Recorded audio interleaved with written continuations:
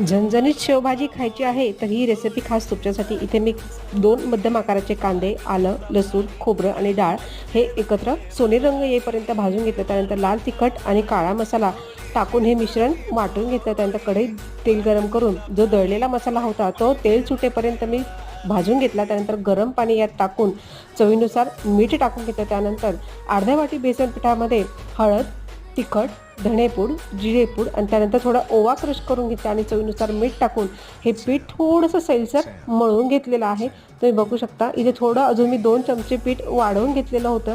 त्यानंतर झारा घेतलेला आहे. झाराने आपल्याला ही शेव पाडून घ्यायची आहे. अतिशय वेगळ्या पद्धतीने ही शेवभाजी आपण इथे बनवणार आहोत. ही खास करून गावाकडे या पद्धतीने बनवली जात असते. चला तर मग रेसिपी आवडली असेल तर नक्कीच लाईक करा, शेअर करा, कमेंट्स करा आणि हो जाता जाता चॅनलला सबस्क्राईबही करा. धन्यवाद.